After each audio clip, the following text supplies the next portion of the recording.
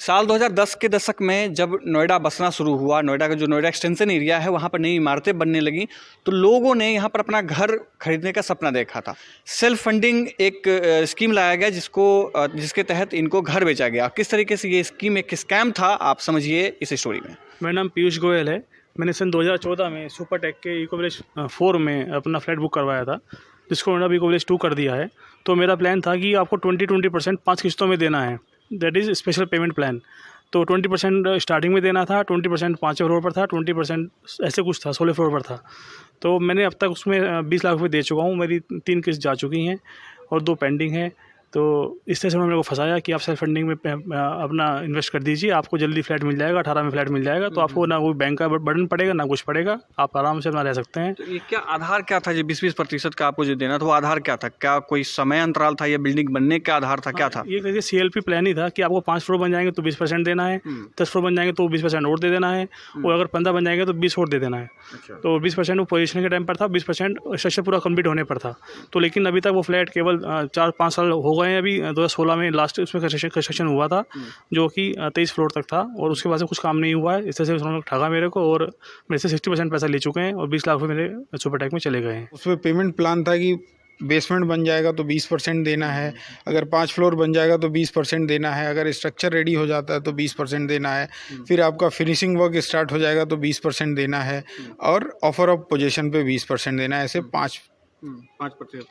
5 time में पूरा payment करना था, जिसमें कि हमने जिस J1 टावर में हमारा फ्लैट था उसमें 11वें फ्लोर पे, तो हमने उसी समय अभी बन ही रहा था तो हमने उस समय लिया था।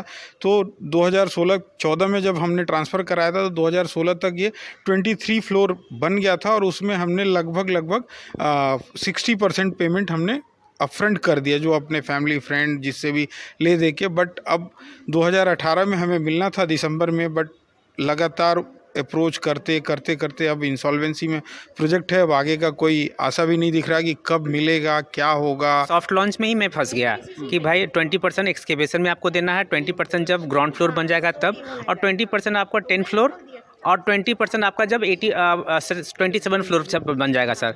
तो सर इन्होंने 2014 में से 7 लाख रुपये 7,20,25,000 रुपये ले लिया। 2015 में सर इसी तरह 10 फ्लोर बना दिया तो मुझे 7,25,000 ले लिया।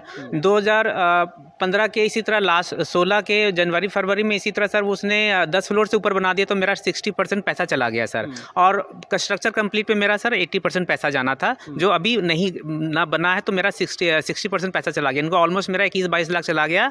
और ये जब CRP हुआ तो मेरा ऑलमोस्ट 10-12 लाख सूद उसमें जुड़ के आया, जो 32-33 लाख रुपया मेरा ओवरऑल कॉस्टिंग बैठती है।